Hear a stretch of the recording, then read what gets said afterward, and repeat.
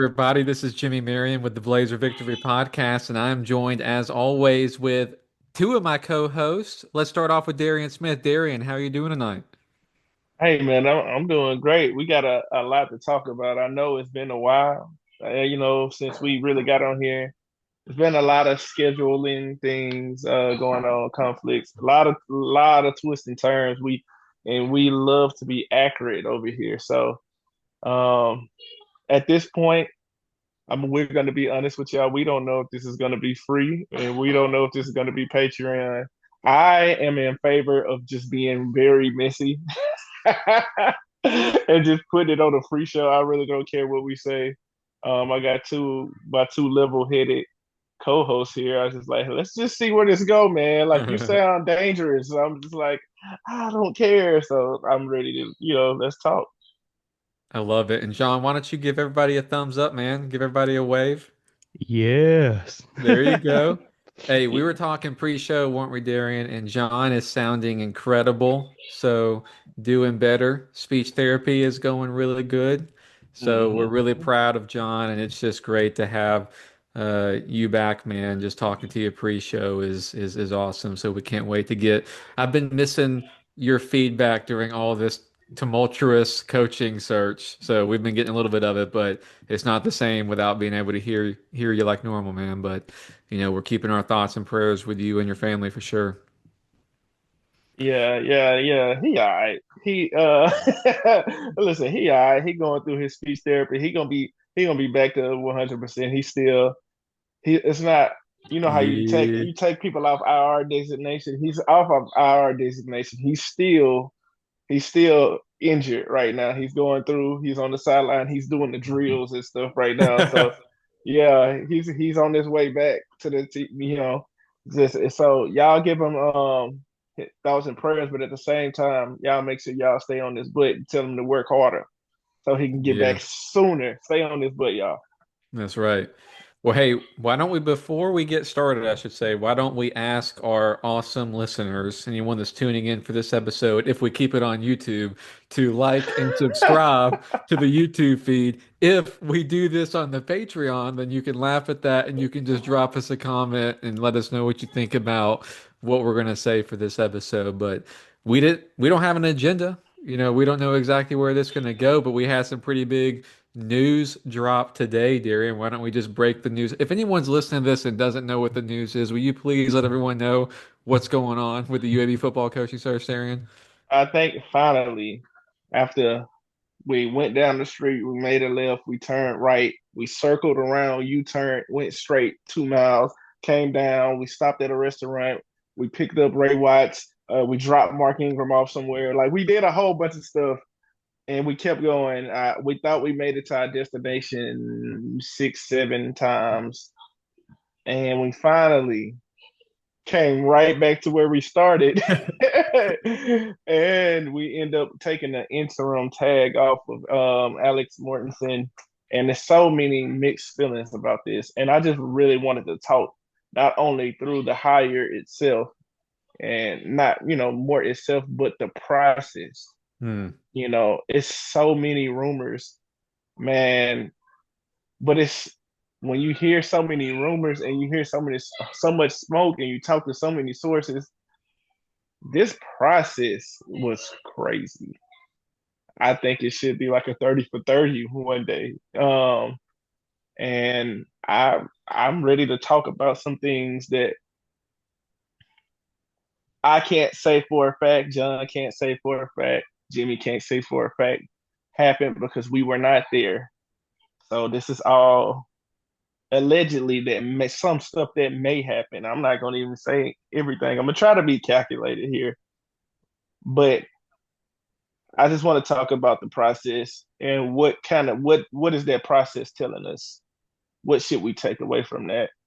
And I want to talk about more and let's talk through what does that mean? Why you may be disappointed? Why you may be optimistic? And what do we need to do um, as a university, as a fan base, what the staff may need to do to be successful next year. Because we finally got something in place. We want to be successful. I don't care if it would have been Englehart, right? He wouldn't have been my choice, but I tweeted out, "Hey, I'm gonna support whoever the coach is because I bleed green and gold." It could have been John.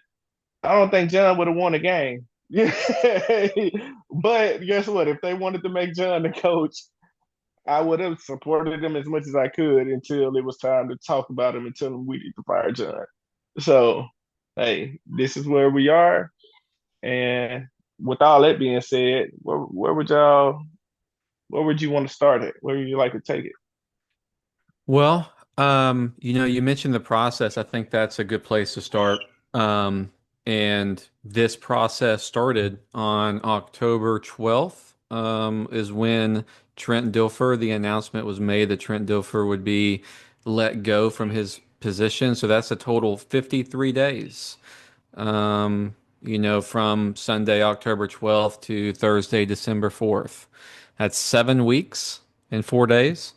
And, you know, why don't we go back a little bit to I'll say this first. I was surprised to see a mid-season change in leadership at the head coach position. So I was surprised. I thought that might be towards the end of the season. So I also thought at that time that was positive because I was surprised. I thought, okay, well, here it's going to provide some time to go through a search, give, Coach Mort an opportunity to earn said job.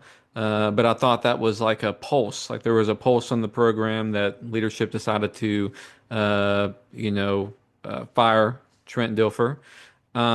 But at that time, why don't we go back kind of what your expectations were, what you were hoping to see of that search? Like none of us, I think, expected to hire a coach in 7 days mid-season, but kind of where was your head at when all this first happened, and what were your kind of your early thoughts, and what were you hoping to see happen throughout this coaching search?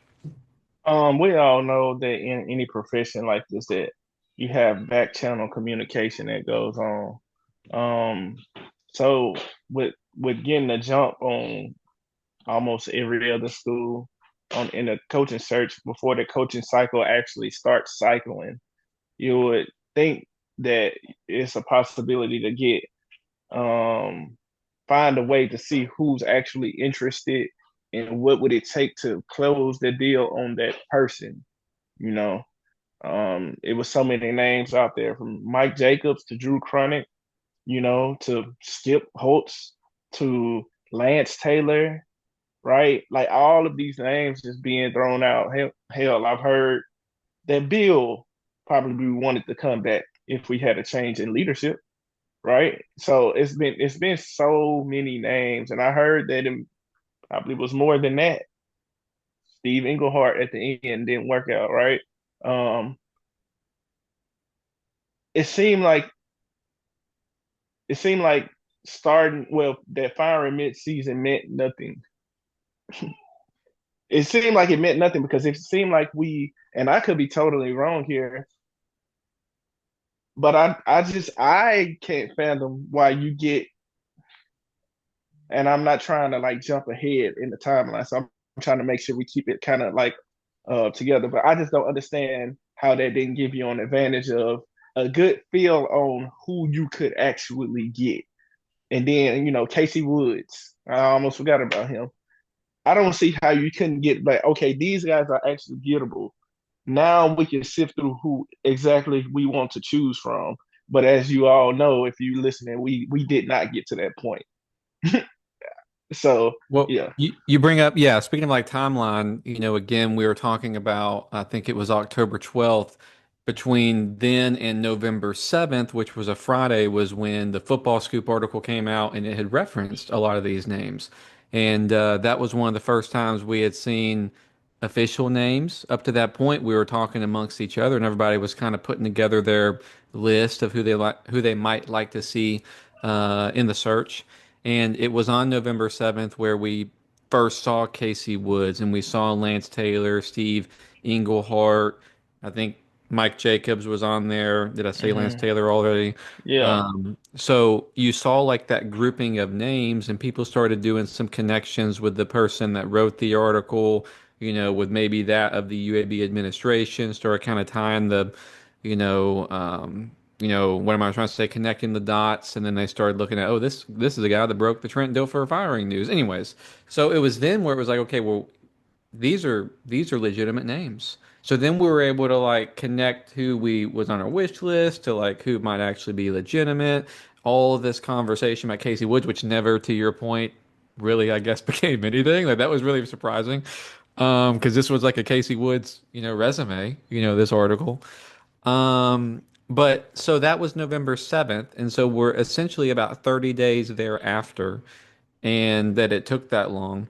And to your point, I know that mid-year, I mean, are you going to get something done like mid-year? Probably not. But I think this search started with, hey, we're getting a lot of phone calls, a lot of interest. Remember the On3 article that was like from October 12th about all these names, like, there's going to be that a were highly coveted interested. job. Yeah, highly coveted job. And, like, and you're like, wow, wow, wow. And you start telling yourself, like then, okay, well, yeah, we went with a risky hire last time, but look at all these positives about the UAB situation. Like, you've got the facilities, you're in the American, like, blah, blah, blah. You've got all this positive. So my expectations kind of started a little bit high, not super high, but definitely higher than and, what and, and, it and that's became. and that's reasonable because when Bill left and BV left, this program was in a very good shape, right? Look Hmm. at look at what North Texas did. Eric Morris is gone, John Summerall is gone from Tulane. Alex Golesh at USF, Ryan Silverfield, they all landed P4 jobs. They're getting a whole bunch of money right now, and going into that, and I'm just adding on to your point, going into what 2022, UAB was one of those schools in that position. Like, man, if you go to UAB, it's set up for success, right? That's a good school to go to. Bill just they was just claiming championships left and right. You can go there 3 years, blah blah blah. You could be off to an SEC program somewhere, So I think it was in a good spot then, right? So even after all of this, you can still assume that maybe coaches still see this as a coveted spot to be, and I actually think it is. I think it is, but I'm gonna let you continue, and then we'll Yeah. get to that part. So there's a million different milestones, and we're literally going off the head right here. I mean, there's no prep or whatever. But you want to know where, in my opinion, everything fell apart for me Hmm. was when it was communicated. Again, we aren't inside the search. So, but when I learned that Mike Jacobs had withdrawn from consideration, like that was essentially when I feel like everything started going downhill. That would have been the Friday night prior to North Texas, I think. Hmm. And so going into like that Saturday, just I was at the game. John, you were at the game. I saw you there, and just talking to a few different folks. And then you had that morning the stabbing incident, right? And so you had the combination of the tragic event, at the practice facility morning day of, and then you had the night before, rumors of Jacobs withdrawing, and that was the moment for me where I said, "Oh no," because you have this guy who, we thought was a really good candidate for a lot of different reasons. We did a whole show about it, maybe even that Hmm. week. I forgot when it was. And he's an FCS head coach, and we started learning maybe why he would have withdrawn. And that was where my mind shifted a little bit to panic. And then I want to get Darian's thoughts on that. But then that's when it went up and down because then it was like, okay, well, Drew Chronic, and potentially we're going to get Drew Chronic. And then that didn't work out. And there was the Lance Taylor, and that didn't work out. And then it was like, that's when everything started feeling like really crazy. So I want to kind of get your thoughts, Darian, on the Mike Jacobs because that for me is when it started really getting off the rails. Yeah, and before we even so like you got Mike Jacobs was like the nexus of the spiral of this coaching search. But I always tell people Like when you go buy a house, I say you start that process actually when you start building your credit. So I think so. People don't look at it, but that's what I look at it. So I'm going all the way back to the hiring of Trent Dilfer. Yeah. Dog, he was a high school coach, 4 years, 4 years. It was, and so I think it was kind of accepted around that time because of Dion. Dion had a lot more clout to his name. Hmm. Dion went to the SWAC and won championship. He dominated at the SWAC. He was getting 5-star players to sign at Jackson State. And then he went to Colorado. That is two different. That is what are we talking about? Like that is way. And then coming to hire Trent off for coming off such successful years with Bill at this program at its peak. And you had guys like out there. I'm not saying we would have got them, but I don't remember us making a real run at Kurt Signetti and all these type of coaches that were out there. Wasn't around that time, and I could be wrong. Didn't John Summerall get hired around that time? Believe so, Yes. yeah. Okay, do you see what I'm saying? Like we were in a position to go after guys like that at that time. Like, and I don't remember hearing anything. I don't, we heard about like Skip Holtz, and at that time, I'm not saying Skip did a really great job with the Stallions, but I'm saying at that time he wasn't that guy that did a great job with the Stallions. He was the guy that got let go by Latte. So to go from what we had to what we expected to what we ended up getting. And not only did we get a high school coach with 4 years of experience, you can put in the Super Bowl stuff, you can do all that. That's cool. But we got a guy out of high school with 4 years of experience that was at a school that you can kind of recruit. So I don't think that it shows um your coaching prowess. It showed that you could get good players in. That's what it showed, right? To me.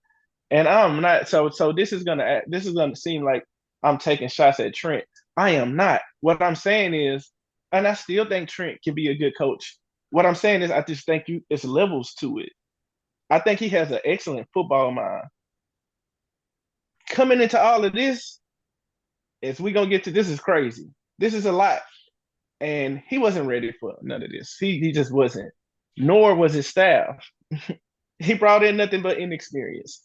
But for the AD to allow that and to swing for the fences, I remember us doing an episode. That probably was when Trent. I want to go back and watch that episode. Probably when he was hired. I remember I said he's tying his future as an AD to this hire. So if this is not successful with Rick Crash and Burn, so this was back in 2023 or 2022 or something like that when I said that. I feel like he should go with him because this is a risk and everybody sees it. But hey, we support it, right? So I think that's when the spiraling because I think that's when the credit of UAB started to drop. And when I say credit, it's kind of like the profile of the job. It goes year by year by losing, can't really get funded. You see these crowds, they're thin, and it's just going down here. So now it's not as attractive as a job, right? We probably USF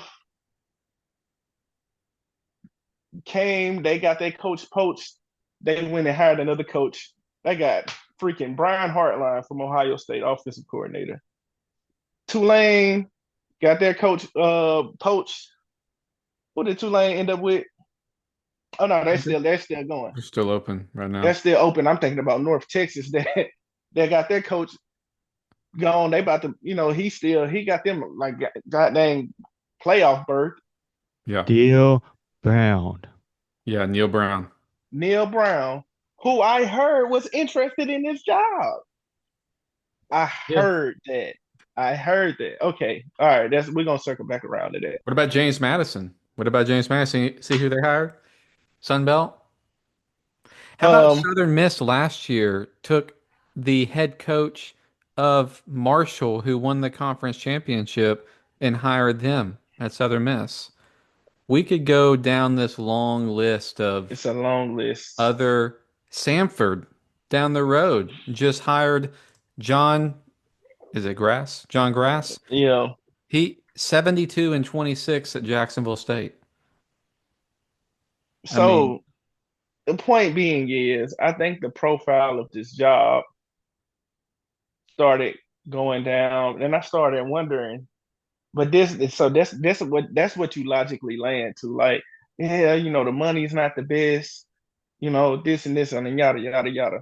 And you're hearing rumors that they got Mike Jacobs in there to interview, and then after a while, he turned it down, and then you make an offer to Skip Holtz, and he said no, and then okay, let's circle around to Lance Taylor. We still got maybe Casey Woods in the back pocket, but let's go to Lance Taylor, Alabama native. He's at Western Michigan. He's a winner. No, yeah, we got close. I'm gonna turn it down. It's kind of like, why is this same kind of pattern going, right? Like, oh man, like, hey, we really fit it. We made this big push, Drew Cronick, big old push, great hire, get all the way to the end, you in the red zone. I don't know where I don't know if it's at the 1 yard line, 5 yard line, 20 yard line, whoever. But for some reason, you got far with him and it gets turned down, allegedly, for all of these guys. Because again, we were not in the room for all of this. But we just hear from multiple people, right? And it's well documented for however inaccurate or accurate these alleged rumors are that we're saying, it's some version of it is true, that it was up and down, and we kept getting close with people, and then for some reason I'm just like, why is that happening? So guys are clearly, what that tells you, so what the process is telling you, that guys are clearly attracted to the job. You can bring guys in. Heck, I heard early on that Gus Malzahn was interested. He was interested and he wanted to see, you know, and specifically because he had some family here in Birmingham, and Florida State don't look too hot, so it probably was like, you know what, this is a good fit right here. That makes sense. That rumor makes sense. It's a rumor, but I'm like, I can see that. You know, I heard that Neil Brown was interested. You know, I heard that Bill Clark, but I don't know about that one. We all know about that one. We all know that that's a long shot. I heard that Jimbo Fisher. I can see that. It's some roots there. All of this stuff is just a lot of smoke, but it's a lot of smoke. The fire is somewhere, right? So I'm just starting to question, like, why can't we close on any of these guys, any of them, right? Um, and then you come down and you get, and nothing against Steve Englehart. I just think for Presbyterian had a great year, and I think he is a great coach. I just think in order to get a job in the American, I think you just need more consistency in proving that. That's just my thoughts. I thought that Mike Jacobs, well, he's an FCS coach. Presbyterian beat Mercer. Florida State beat Alabama, man. Like, okay, like I get it, you know what I'm saying? But guess what? Mike Jacobs, every stop he's been in, including when he first started, has only lost 2 games in one season. The most is either 2 or 1 games. Every school he's been to, he's a proven winner. Jimmy vetted him first and brought him to us. And I was like, oh, wait, I love this guy. Right? It's just he recruits in this area. His quarterback is off the chain. It was just a smooth looking transition. So it's different. So that's not even that debate, because that kind of was like, come on, y'all. Like, he beat the Mercer coach. I'm like, all right, y'all. Like, let's, you'd rather have Mike Norvell over, according to y'all logic, y'all had to rather have Mike Norvell over Kalen DeBoer. But but anyway, um, you had all of these coaches and they all kind of turned it down. And I have my theories of why, because it only makes sense, right? And this is the part that John and Jimmy might be like, all right, this might have to go Patreon.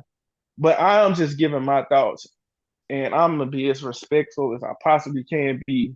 And at being a grown man, anything I say on the screen, I can say to another grown man respectfully, right?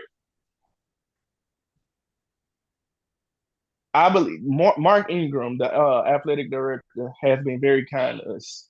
I'm gonna say that first. He has visited John in a hospital, right?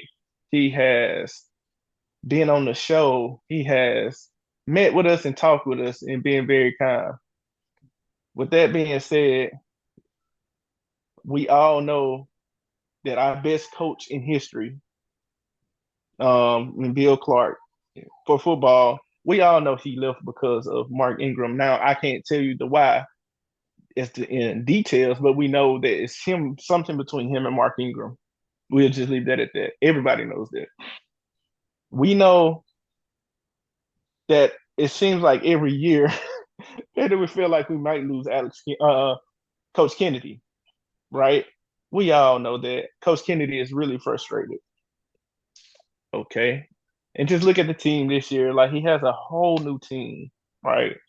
And it's just frustrating. We know that we don't try to do anything creative as far as I know, to get money in to pay players. I wonder how competitive we are compared to the rest of the Americans as to just competing money wise, rev share wise. Um, what kind of advocating do we get on behalf of the AD to bring more funds in? I don't know. We get renovations, we get stuff, but this ain't the college football of yesteryear. We need to see players getting paid.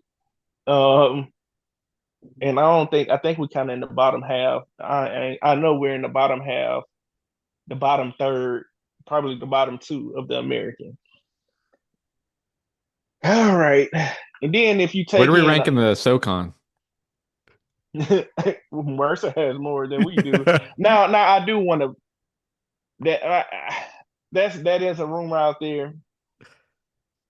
I don't know how Mercer is in the rev share world. NIL and rev share are two different things, and NIL is like you got the collectives, and rev share is money from the university, right? So they may have more money in NIL because they don't receive any rev share. But I don't know how FCS. I don't know how that goes. So that could be kind of a tricky subject to talk about when we say that. Like, yeah, but we still got way more money because we get more rev share. With that being said, our university don't.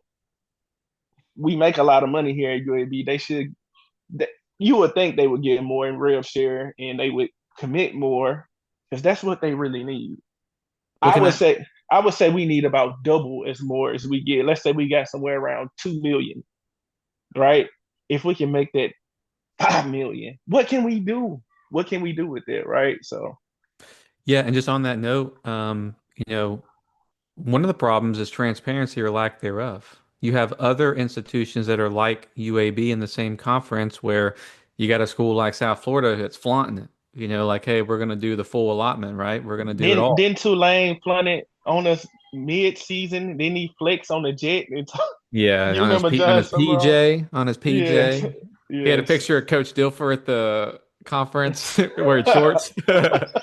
But no, you have a school like Charlotte who recently came out and said essentially, this is where we are. This is our number and this is where we want to be.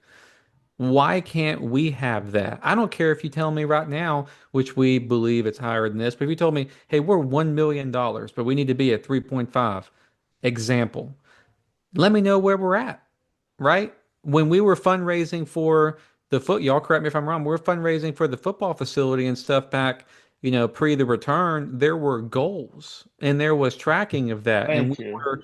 And we had the right people fundraising for it out in the community. But one issue right now is lack of transparency. You don't have to tell us that we don't have much because if we did, you would tell us. So we know we ain't where we need to be. We're not where Charlotte is, or we're not where Charlotte was before they said they wanted to get to where they're going to get to. And so, Um, and then I asked, why is that? Because we had a lot of money guys when it came to the stadium, when it came to these facilities, we had guys putting up a lot of money. And so I'm pretty sure they feel like, dude, how much money did y'all need me to give? What is the university doing?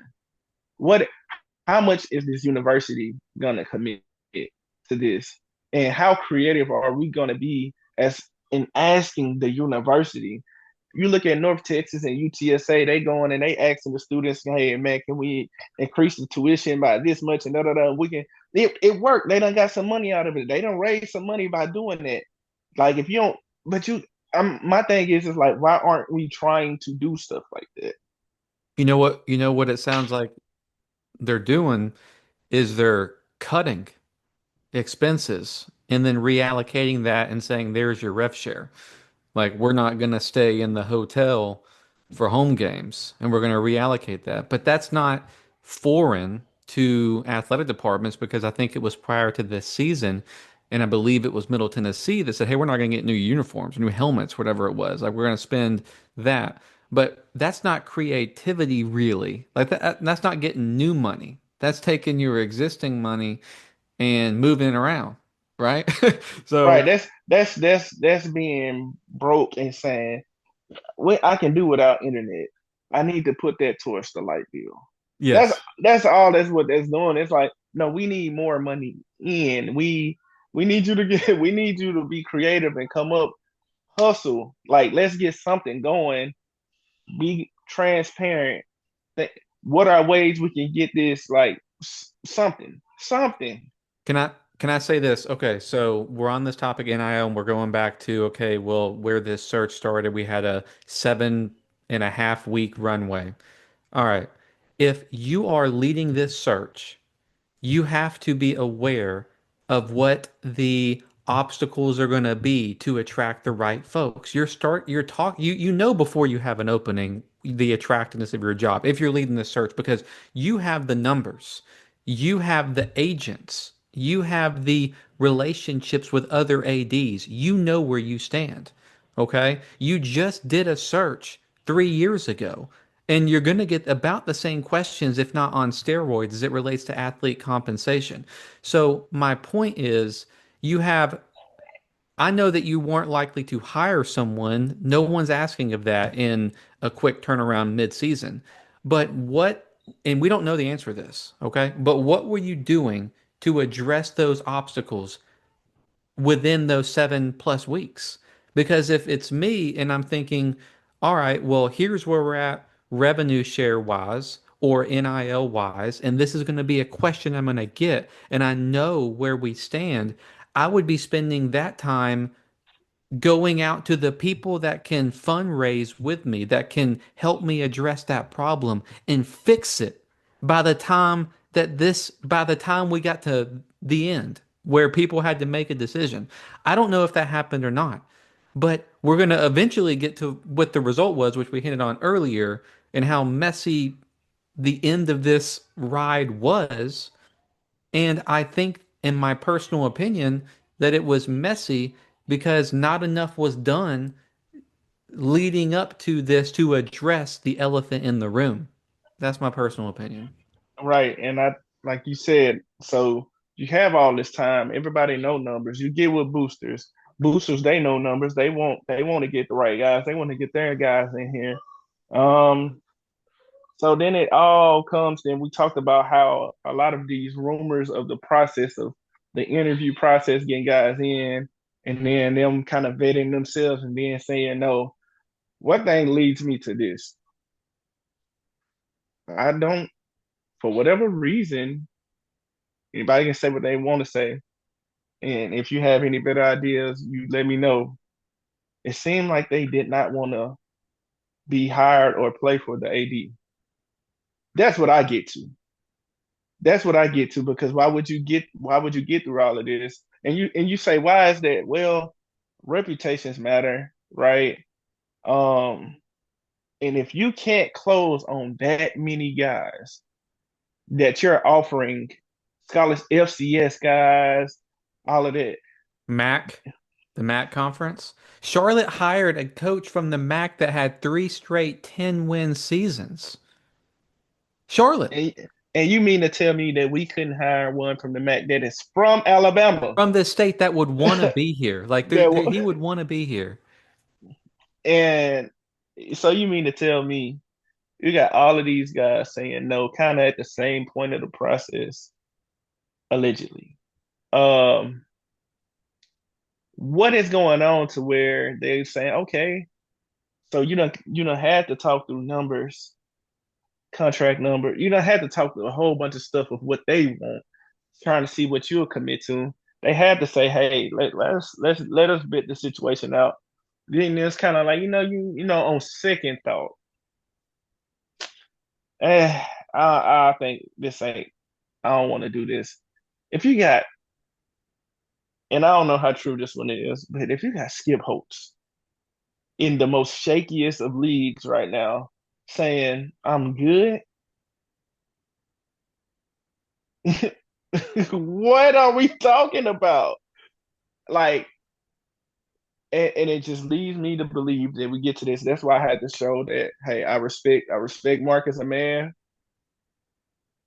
but only thing I can formulate is that your presence as AD is actively hurting this institution.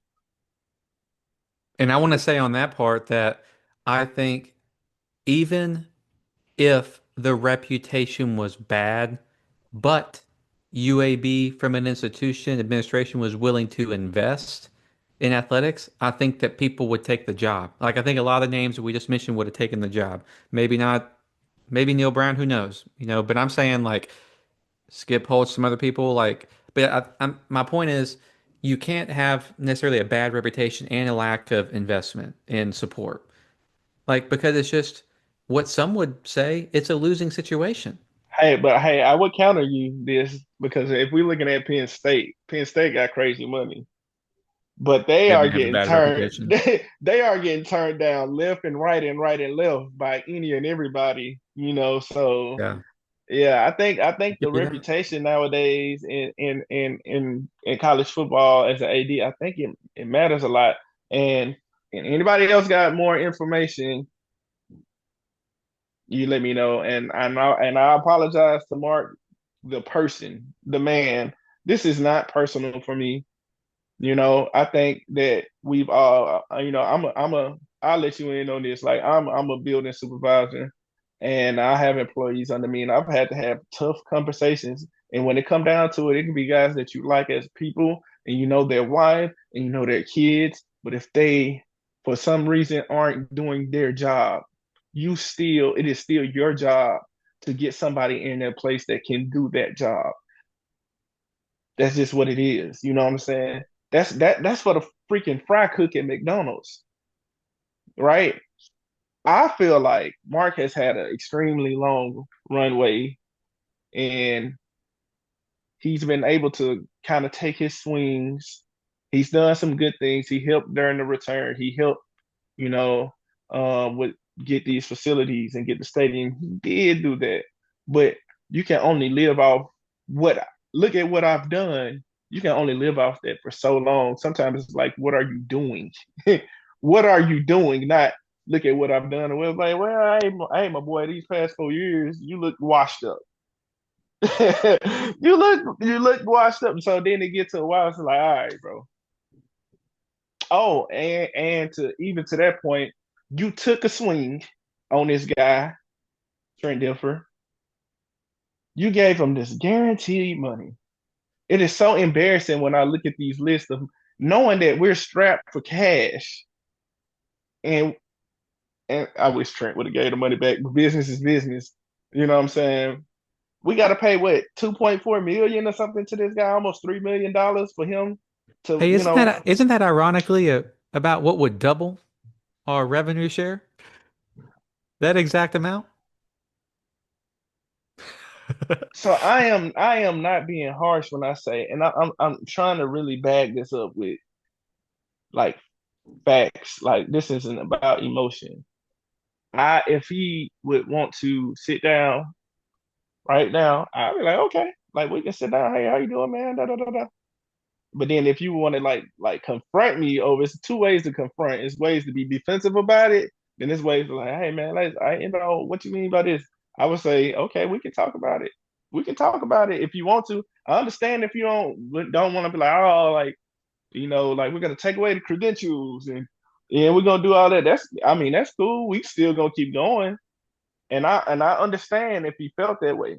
But I can't sit here and just because a man has been nice, right? I think he did that with a fan. Like one of the super fans. I don't know the man. I don't know the man's name, but he was just nice to the dude. The dude used to dog Mark Ingram out.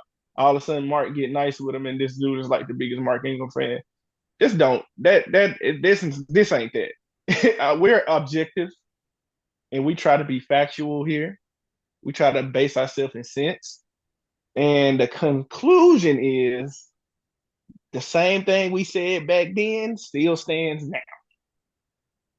And I feel like it's been worse. It's been worse. Now I'm gonna leave that alone, but that's how I feel about that. I think that this hiring of Alex Mortensen, depending on how this contract is a good time to get another AD in. Why is the university not release anything announcing this hiring? Like it's all set or expected to hire. There's stories to Mayo.com and the Birmingham Banner, and you got Adam Schefter and all of these national reports. Where is a statement at this point? Why is it so silent? Why has it been It's so been silent? silent the whole That's what time. I'm saying. Like the whole time it's been silent, and the whole thing has been ridiculous, man. I It don't know. was silent when we had guys stab somebody on the team, and we had our interim coach out there by himself, and he did great. But why would you leave that man out here that he's the interim coach? Like the guy is just handling everything. Where were you? Where were you? Yeah. But okay, that's another thing. But I digress. Well, what are we? So, do we want to um, do we want to fast forward to where we are now, where it's more being selected and talk about that? We got about 15 minutes, a little less than that. Do we want to Yeah, save that for maybe post, and press conference? we can hit on it a little bit because I know it's a polarizing topic, and I know Jimmy felt like but I'm happy that the guy gets a shot, and this is why I'm excited because I know it's polarizing. Everybody got their ideas. I know we went 2-4, and all we did all this and that. I'll counter you and say if Trent would have still been head coach, it would have been 0-6. I would say we definitely wasn't winning the game on the road. Oh, you don't know that? Oh, yes, I do. Oh, yes, I do. I have 2.5 seasons worth of information to say that we couldn't win one road game. Right? When this guy was able to prepare and set rosters and blah blah blah, we didn't win one. Okay. I don't care if it was against Tulsa. We almost got it against Rice, at least. And I don't care if it was against Tulsa. He went in and he won a road game with like half of the team out, mind you. He did that. He came in and beat Memphis, who was like top 25. We kind of played like three top 25 teams in North Texas. He had the worst slate. He had the most competition with North Texas, with Memphis, with USF, and with UConn that went like 9-3, right? So then that left you with Rice and Tulsa. Compare this to Trent when he had FAU and we went on the road and we got blew out in the first quarter. At least with Rice, we expected to win and went back and forth. We expected to win and we did end up blowing that one. But it was a very good competitive game, and we just want to okay. Then we beat Tulsa against all the odds. We beat Memphis against all the odds. We got smacked by the teams that we got smacked by. The UConn game is pretty competitive, and then we got ended up getting smacked toward the end. But North Texas was no contest. USF was no contest. All right, cool. And I look at that. When I look at it, I'm saying I see a path. I see some hope. I see something there because the situation he was put in the situation he was put in and all the adversity he faced, stabbings, having to handle the stuff. By all this stuff he faced it with integrity. He faced it with a refreshing authenticity. Um, Something that's believable, and you can tell that a lot of the players like him and believe in him. I have heard about the plans that he has and how eager he is to have this job, and how he feel like he has the plans and the course corrections. And a part of me saying I want to give him that shot. I do. Part of that is based off the options that we had left, and then but part of that is based off how he handled this crap show that he inherited and the lack of support he had. Um, I feel like he has a plan for fundraising. I've heard that. I I am pretty confident. I've heard he has things lined up to raise some money in here to get. I heard he had a creative plan to get more rev share, so more NIL, more rev share. I think he's going to get maybe. I think the university should give him a bump up a little bit. So I really want to give him a shot because after all the BS he went through, and to still want this job is and to still have the potential to probably win, maybe. I'm not saying he's going to be successful. I'm saying that I see a path. I didn't see a path with the other coaches. I'm sorry. And that's a whole nother topic, a whole nother discussion. Like, oh, Steve Englehart, look what he did at Presbyterian. Look at the full record, my boy. It took him a while. You're not going to be able to build players here. They're going to get poached. So, but who has experience with that to me is Alex Mortensen and the staff that's already here. I think they kind of know the ins and outs. I think I want to give him a shot. I think he can be successful. I think he can. And I'm willing to see. Will he? I don't know. I'm going to sit here and say, yeah, he's going to kill it. We might be 3-7, and then it's kind of like, here we are. You know what I'm saying? But I'm willing to see, and I'm excited for him. He's just a good guy. I believe in him. He makes you believe in him. So I believe in him. Yeah, of course, I want Alex Morganson to be successful as well. And I went into, this final 6 game stretch in my mind thinking, okay, well, what might he have to do to earn the job? And I thought that, 3-3 would make it really close. And of course, if he went 4-2 with that type of schedule in front of him, like you can't not give him the job, especially when you see where the candidate pool dwindled down at the end of things. And I agree with a lot of what Darian says about the way that Alex Mortensen carries himself, his leadership, his potential, and all those things. So, what I try to do is separate the emotion out of decisions as much as I can because I really want to root for Alex Mortensen too. When you hear him in the locker room post Tulsa, he's a UAB guy. He wants the job. All that is amazing. Where I struggle is not just the 2-4 and 6 game record as the interim head coach in that situation, but what I struggle is 2.5 years as the second highest most paid and influential person on the staff, that being the offensive coordinator, and the results of the offense as a whole on a year-to-year basis. And so I proposed the question, did the UAB offense get better in years 1, 2, and 3, or did the UAB offense worsen statistically in years 1, 2, and 3? I think this year in the last game, or this year in particular, that UAB offense had some amazing performances in yards, right? But I think it was from Trent Dilfer that we heard yards can be deceiving because at the end of the day, what are we doing to finish drives? What are we turning the ball over?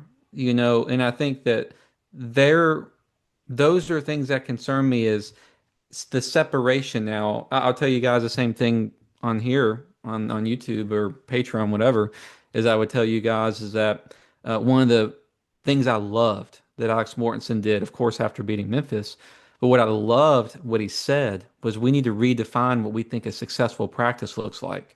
That to me was separation. That when I hear that, I get excited because we heard nothing but for 2.5 years how great we were at practice every single week. We made a shirt and lost our media credentials over it. So, but when I heard that, I was like, that's my guy. But then what was really difficult for me was the back and forth quarterback, musical chairs, and there was injuries, to Kitna that was proposed. But going back to that Yukon game, we had Ryder Burton have the game of his life. I was there in the president's suite out of all the places. And it was one of the greatest moments I can remember being a UAB fan. It was amazing. And you had all this momentum. And then we went back to Jalen Kitna against UConn. And my question is why? Like, Mhm. I'd like to know what is the separation. I'd like to know why we went back to Kitna in that game. Because Kitna, unfortunately, what we saw was on the first drive, we got to the red zone or near, and we threw an interception there. And then the second drive, we went, 3 and out. And then the third drive, Ryder Burton did come in. And on the very first play, I think it was the receiver didn't, there was a It was a miscommunication. pick. Yeah, it was a pick on the very first play. And so by the time that Ryder Burton had the ball and to do a full drive, it was either 17 nothing, 18. It was three scores, I think. Um, so that was where things kind of started shifting. And, for me, then we had the Rice game where Ryder did get the start and he looked shaky, unfortunately, like there was some pocket presence and awareness. The ball, I think, almost did go over his head on that. And there was a lot of stuff going on. There were some good moments too. But I felt like it was just then the rest of the season, it was just back and forth and back and forth and back and forth and indecision at the quarterback. And I really wish that we just would have went Ryder rest of season. That's what I kind of wanted to see. I did Um, too. and so I would have loved that.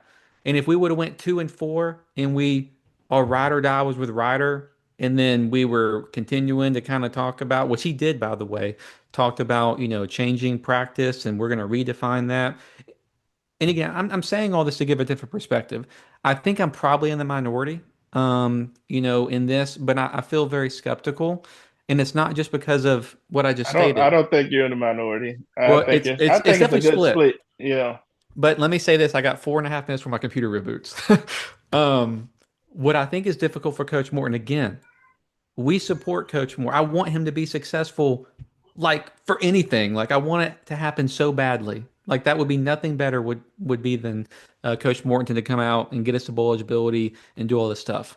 But what I think is more challenging for him is I don't anticipate a short incentive-based contract. Maybe I'm wrong, but if you did do that, that is recruiting ammunition from every other opposing staff, and it's telling the coach that you don't believe in them.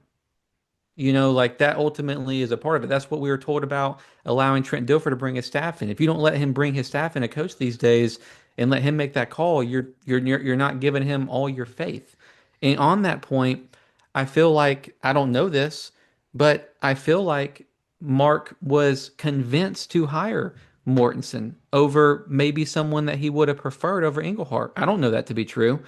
But so you put a guy like Mort into a situation where his boss wanted to go in a different direction, Hmm. allegedly, and now he is choosing you, but it wasn't his choice with an administration that hasn't proven that they're going to give money. And so I feel badly for all those reasons. That's why I'm skeptical, but I know we don't have a lot of time. I don't want this to poo-poo what should be a monumentous day. I hope that, and I like Danny Mitchell and I like Coach Moore and I like some of the people on the staff, Joey, and like they came to John's house and we met them. I like Ryder a lot. Like I want all these dudes to kill it. But I sit here today and it's the context of the search and how we got to the result that makes me skeptical about will Mort have the backing that anybody should need, but especially somebody learning their way. That's what gives me some heartburn. And I love that you talked about that because I know Mort is he understands these skepticisms too, Yeah. right? So let's get it. Let's see. We here.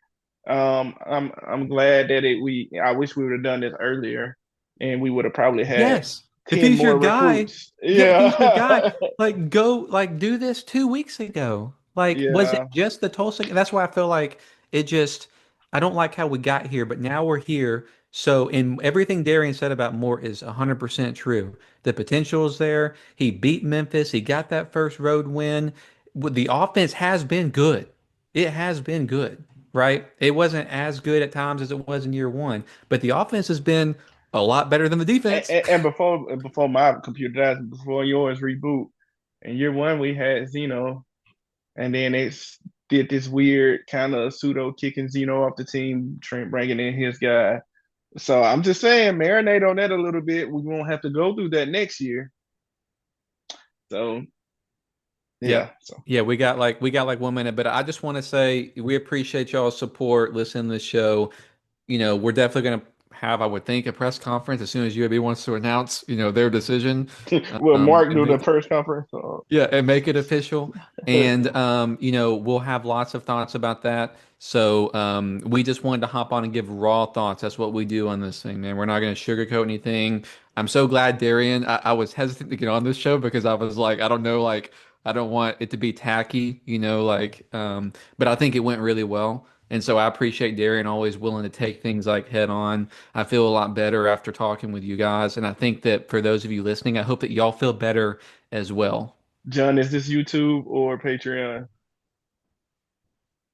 YouTube. YouTube. Okay, let's go. Like and subscribe.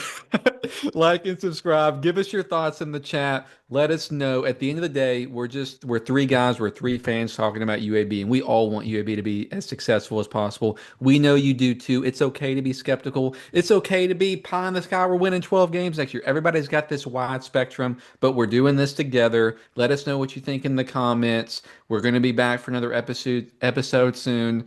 Y'all have a great rest of your week. Have a good weekend. And as always, go Blazers.